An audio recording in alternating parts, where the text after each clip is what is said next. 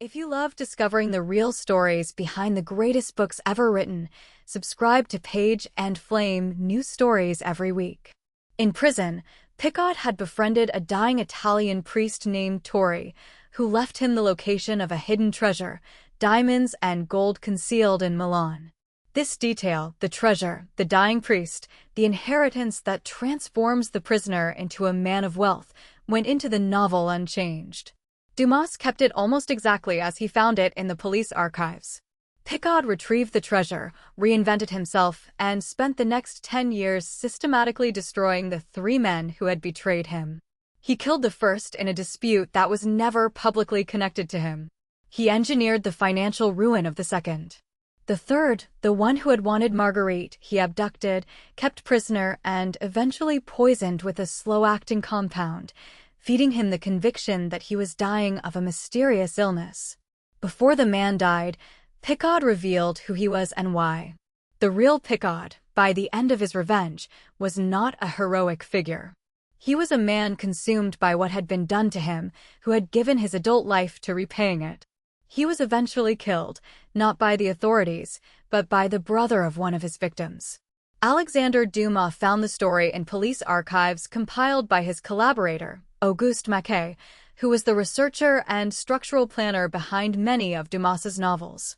The archives contained a record labeled Memoires Tires d'Archives de la Police de Paris, memoirs drawn from the Paris police archives, which included Picaud's case.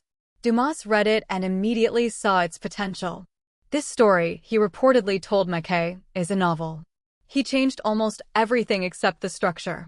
His hero, Edmond Dantes, was young, naive, and genuinely innocent, a sailor on the eve of his wedding, betrayed by an envious acquaintance and a jealous colleague, imprisoned on the island fortress of Château d'If in the Bay of Marseille. The island was real, Dumas knew it and had visited it. The dying priest in the novel, the Abbé Faria, was given the treasure's location not from a cache already found but from his own extraordinary intellectual life. He had mapped it, planned for it, waited decades to share it.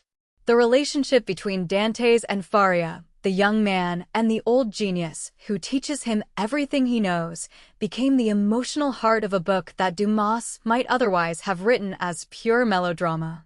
Faria was also, partly, a real person. An Italian monk of that name had become famous in Paris in the early 19th century as a pioneer of hypnosis. His actual history was nothing like the novels, but the name and the eccentric genius quality came from him. What Dumas changed most significantly was the ending. Picaud's revenge was complete, consuming, and self-destructive.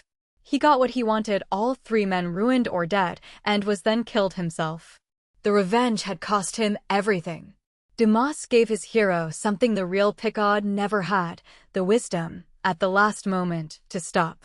The Count of Monte Cristo ends with Dantes realizing that he has gone too far, that in pursuing his revenge he has harmed innocent people, including children who had nothing to do with the betrayal. He releases a prisoner he has been holding. He walks away. The last line of the novel, in most translations, is, "All human wisdom is contained in these 2 words, wait and hope." It is not what Picaud would have said.